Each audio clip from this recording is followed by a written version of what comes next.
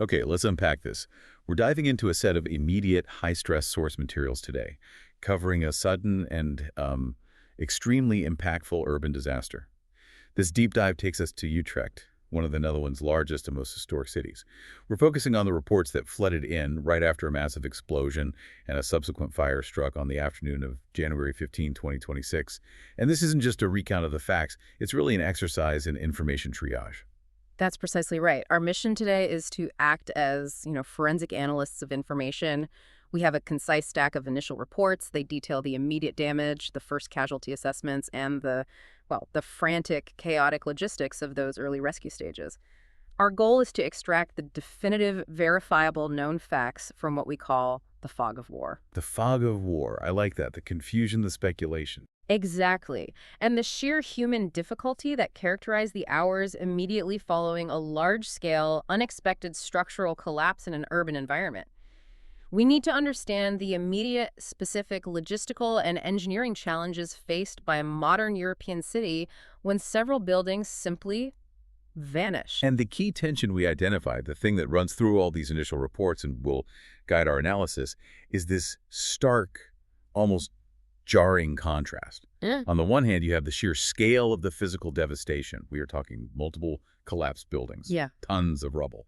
But on the other, you have these surprisingly tentative, cautious, and thankfully low initial reports on human casualties. Right. And that's the puzzle we're going to piece together. We'll track the official timeline, explore the specific engineering difficulties that rescue teams faced, the things that delayed entry, and we'll deeply examine the single leading hypothesis that authorities are pursuing for the cause of this catastrophe.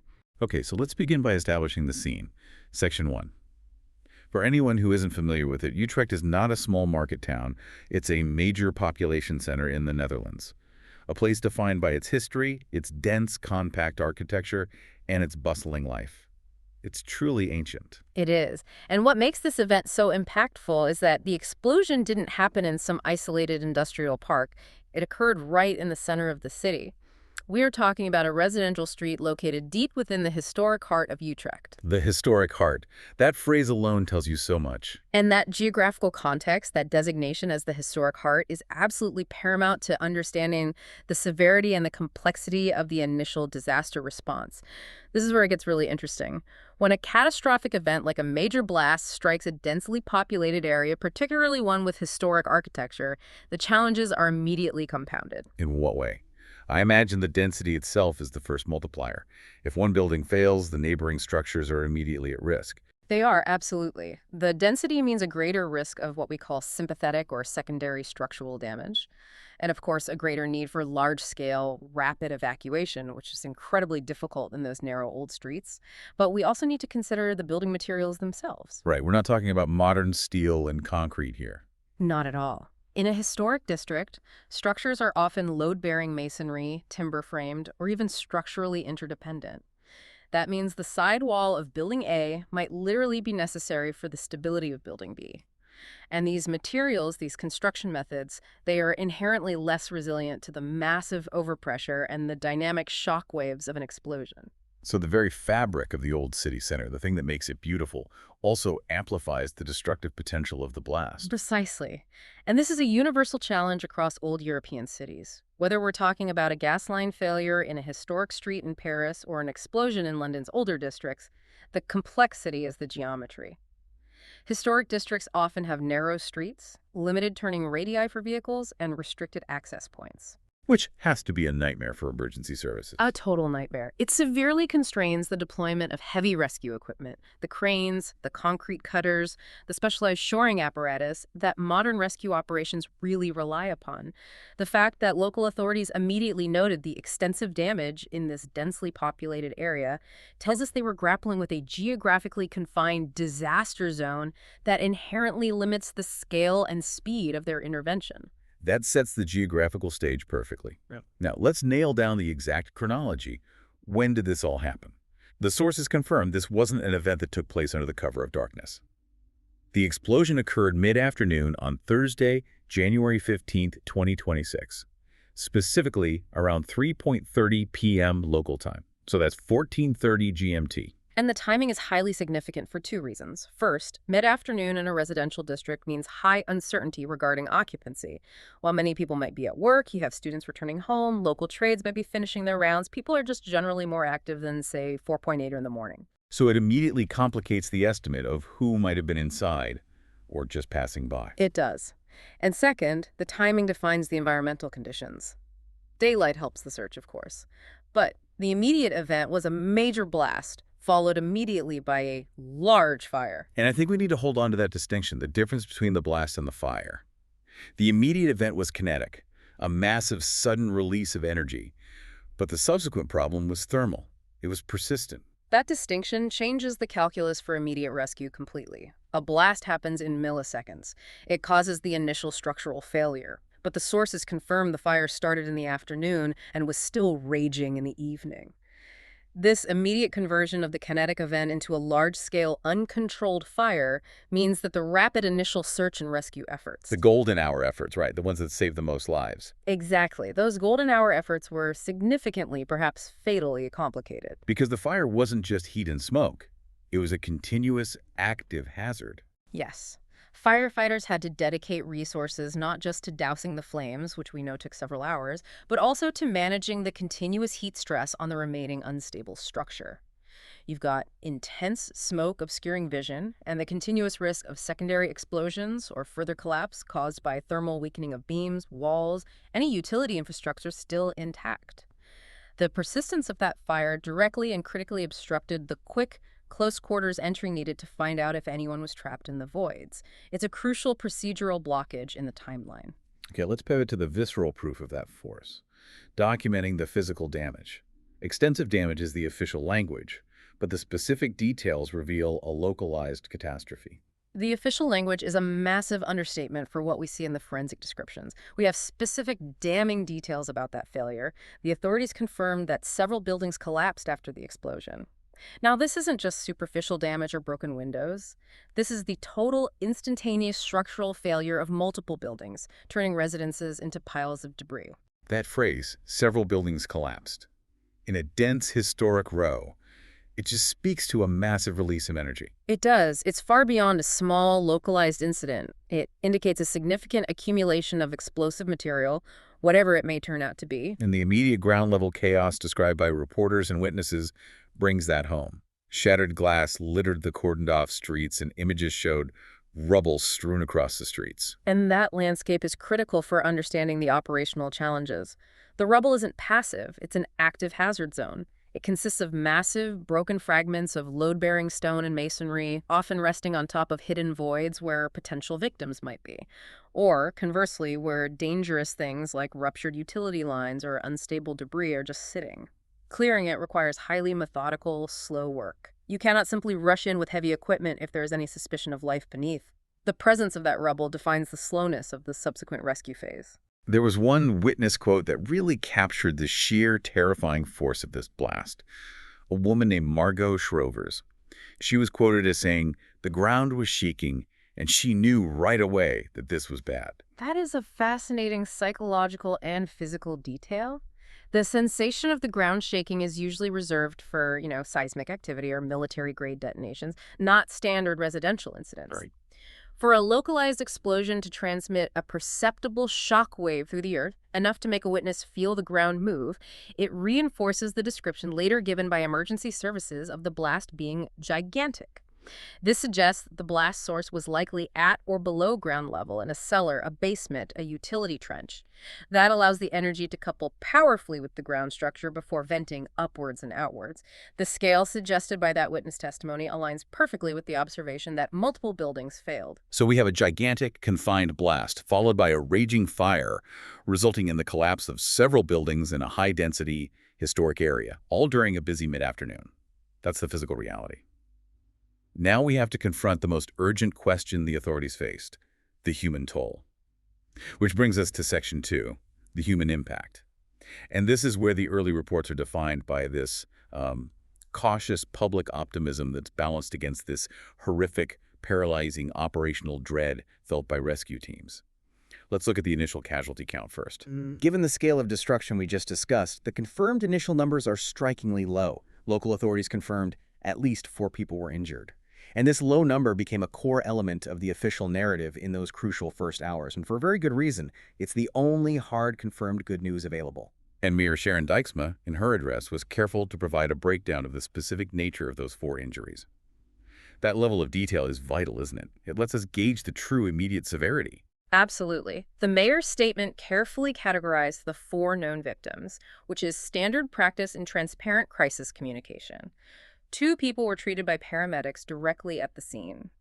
This suggests trauma or minor issues that could be stabilized on site without needing immediate transport. The 3rd person was taken to the emergency hospital, but crucially, the report qualifies the severity as minor injuries. Well, not life-threatening trauma. Exactly. It signals a need for basic checks and treatment, but not severe trauma. And the 4th person, based on the reports, wasn't suffering from physical trauma at all. Right, the 4th person was described as having become unwell after the events. Which clearly implies a non-physical injury, acute shock, severe anxiety, or distress triggered by witnessing the collapse and explosion.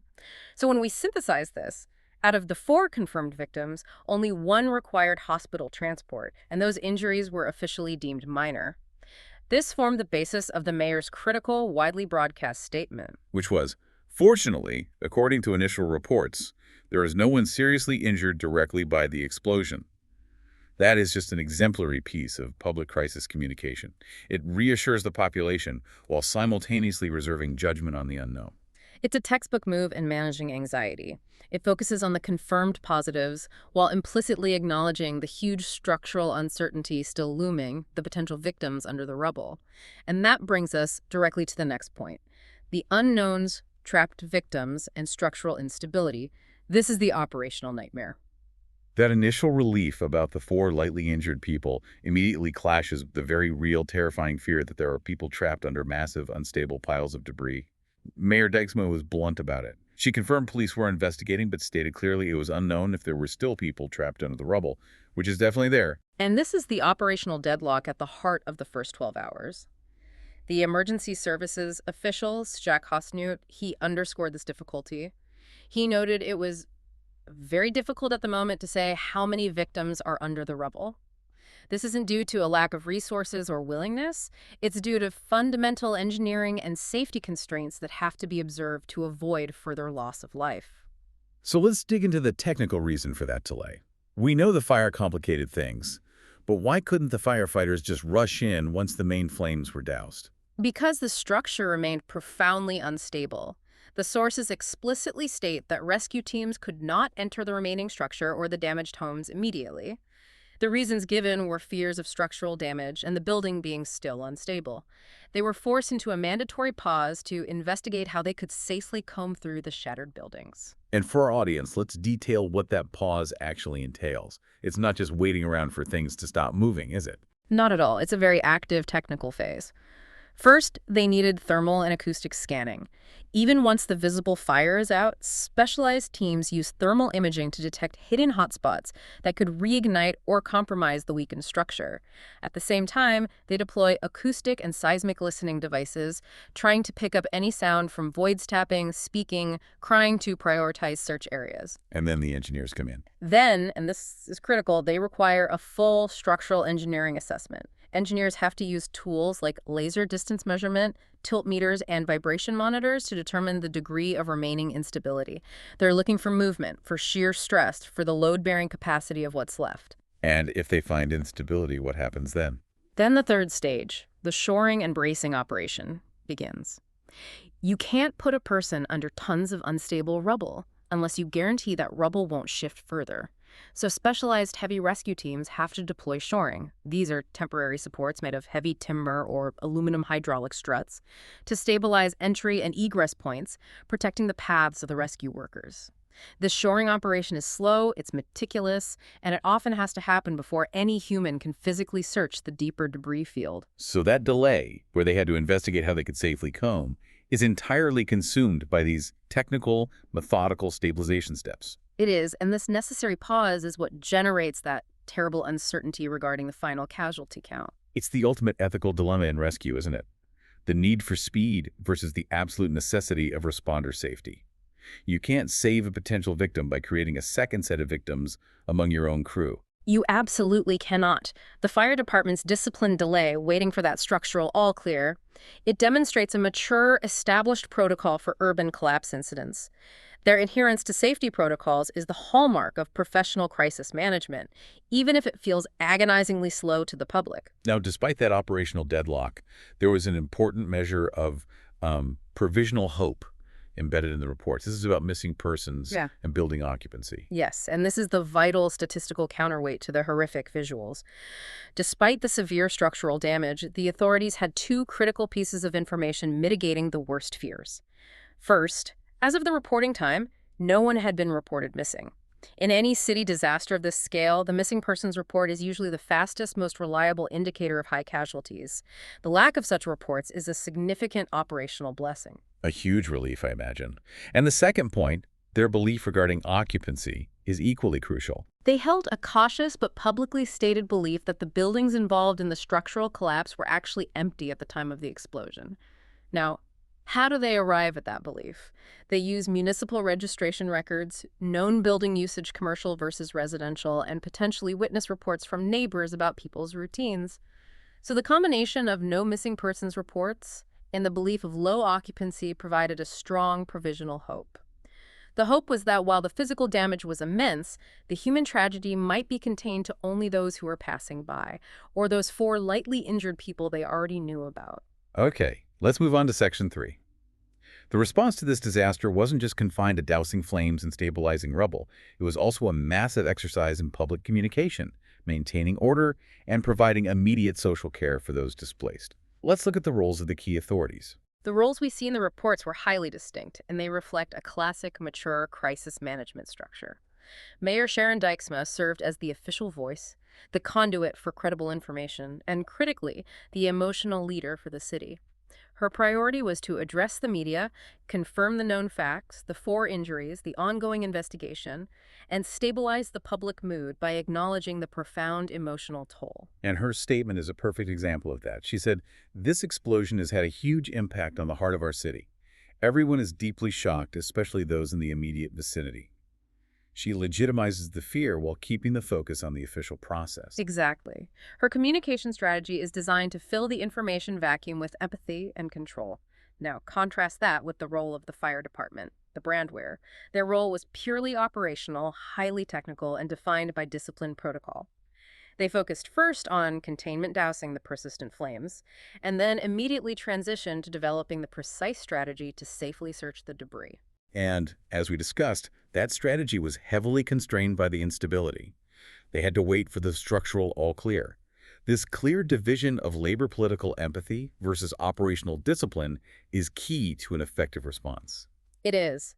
The fire crews were investigating how to safely comb through the shattered buildings, which meant involving structural experts and waiting for stabilization.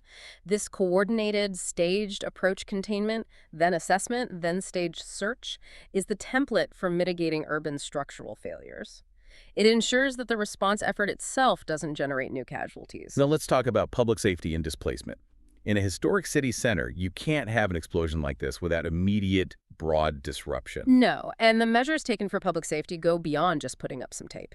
The immediate textbook measure was the establishment of a robust safety cordon. Streets were cordoned off not just to prevent civilian injury from falling debris or smoke, but also to establish a secure inner work zone for heavy rescue vehicles, which need enormous amounts of staging space and maneuverability. And in a dense, historic city with those narrow streets, that must require significant and complex traffic management. Immensely challenging, especially when you're dealing with property owners who are desperate to retrieve pets, documents, or valuables. The authorities have to enforce that cordon rigidly, even against emotional appeals, because of the ongoing risk of collapse and unconfirmed hazards like gas remnants. That strict adherence to the cordon perimeter is a measure of how serious their assessment of the danger was. And beyond just securing the perimeter, they had to deal with the inevitable displacement. What was the welfare response for residents who couldn't get back into their homes? The source material gives us a very clear indicator of immediate municipal responsiveness here. It says residents who had to leave their homes for safety reasons were accommodated in a hotel nearby. This detail is crucial because it showcases the immediate activation of the local social care network.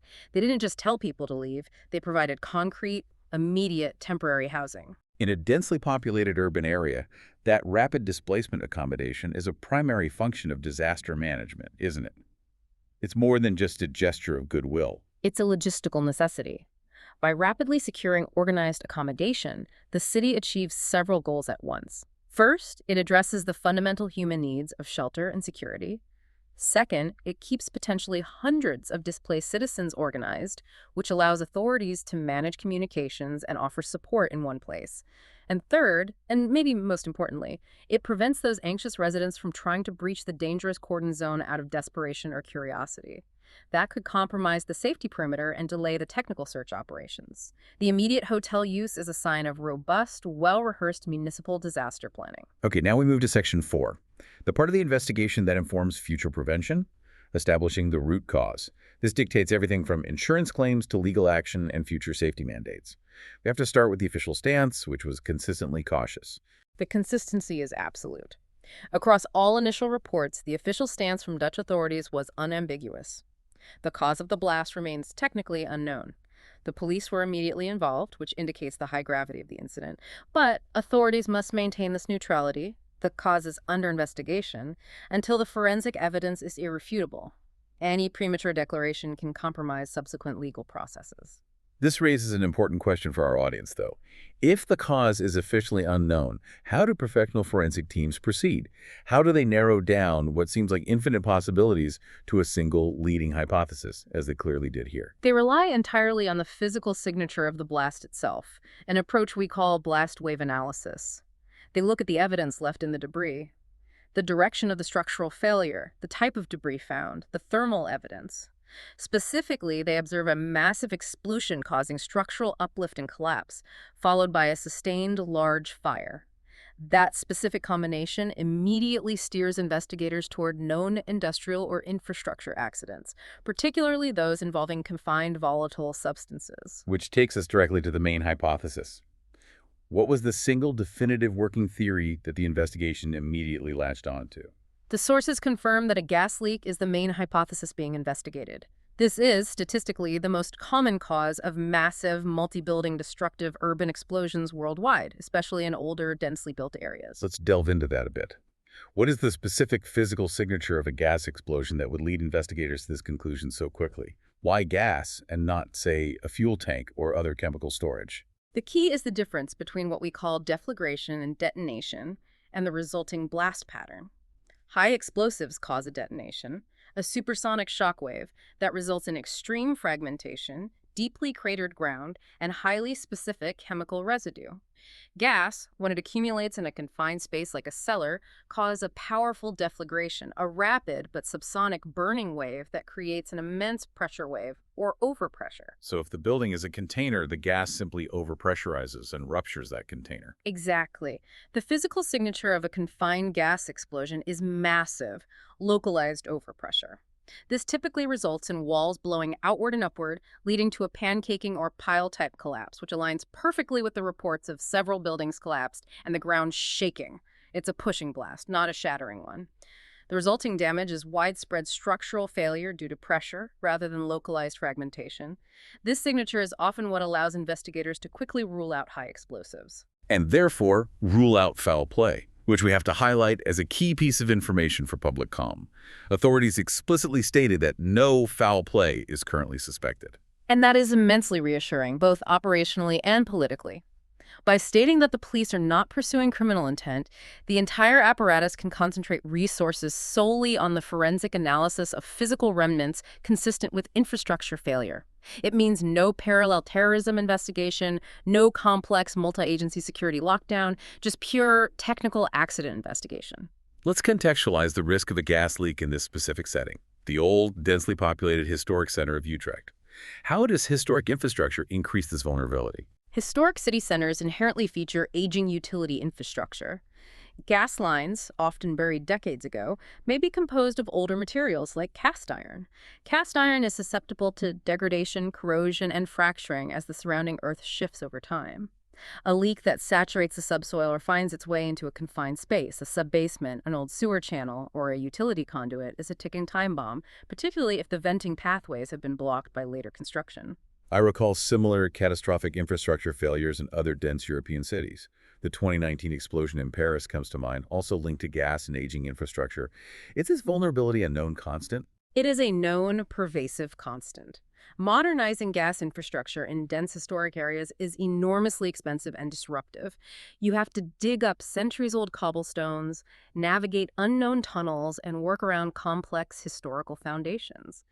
This infrastructure challenge exists across Europe, and the Utrecht incident serves as a brutal reminder of the consequences of an unaddressed structural integrity failure in such a system. The blast energy from a highly confined, massive gas explosion is precisely what would cause the reported multiple building collapse. It is the most logical, evidence-based working theory they could have. So the investigation now focuses almost entirely on locating the source pipe failure, the accumulation point, and the ignition source, all within that massive pile of rubble. Which is why the structural stability phase, as we detailed earlier, is so vital. They cannot search for the physical evidence of the gas failure, the fractured pipe, until they can safely access the lowest levels of the collapsed buildings, which are the most unstable. The forensic investigation is literally paralyzed by the engineering constraints of the rescue operation. Okay, let's zoom out now and synthesize the core knowledge we've extracted from all this. Section 5. What does analyzing this stack of initial, high-pressure reports teach us about information management and institutional resilience during a crisis like this? Let's start with the critical window of uncertainty. The critical window here is that period between the event itself, 3:30 p.m., and the moment structural stability is confirmed enough for a full search, which in this case lasted many hours, constrained by fire, heat, and structural risk. During this time, every official statement is a balancing act between transparency and management. So let's just reiterate the key unknown variables that the authorities were struggling to manage, both publicly and operationally. Okay. First, the ultimate confirmed cause of the blast. While gas was the leading hypothesis, until a ruptured pipe is physically located and tested, that hypothesis remains provisional. Second, and crucially, the exact count of potential casualties. They had 4 minor injuries confirmed, but the existential question of whether anyone was truly trapped under tons of rubble remained unanswered, and that was constrained entirely by the inability of rescue teams to safely enter. And third, the degree of structural damage that enforced that operational paralysis.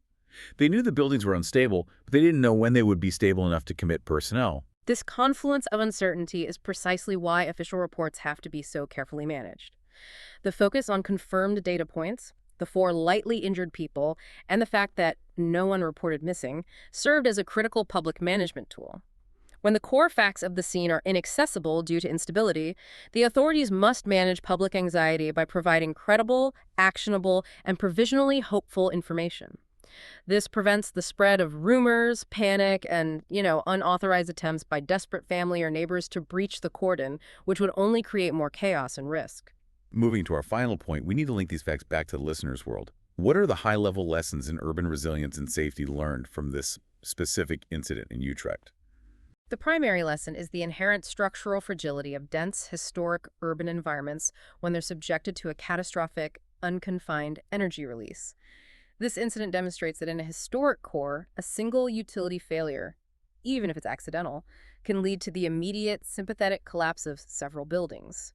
The energy transmission is far more destructive in load-bearing masonry construction than in modern framed buildings. This reinforces the argument for ongoing, costly, and proactive infrastructure surveys in historic zones, especially concerning aging utility lines. The facts also point to a major lesson regarding the necessary institutional patience required in a disaster response. The sheer size of the explosion, the shaking ground, the fire, it all demanded a fast response. But the operational choice was slow and methodical. That is the highest form of resilience. The ability of institutions to adhere to established life-saving protocols, even under immense political and emotional pressure. The municipal response, defined by the rapid cordon, the immediate displacement care, the hotel use, and most importantly, the careful, staged approach of the emergency services. Waiting for structural stability clearance before physical entry. That is the ultimate lesson in managing unknown risks post-disaster.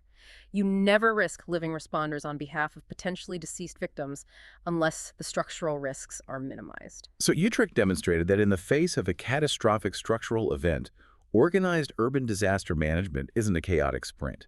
It's a highly disciplined technical marathon defined by patience and adherence to safety engineering principles. That patient discipline is the cornerstone of protecting the responders who, after all, are the only people capable of providing long-term recovery and eventual fatality recovery. The city prioritized the integrity of its response team above the desire for instantaneous action. So what does this all mean for us? Our deep dive into the initial report surrounding the Utrecht blast of January 15, 2026 confirms a devastating, localized catastrophe. Several buildings in the city center collapsed after a gigantic explosion, followed by a persistent fire. Authorities confirmed 4 initial injuries, all categorized as minor.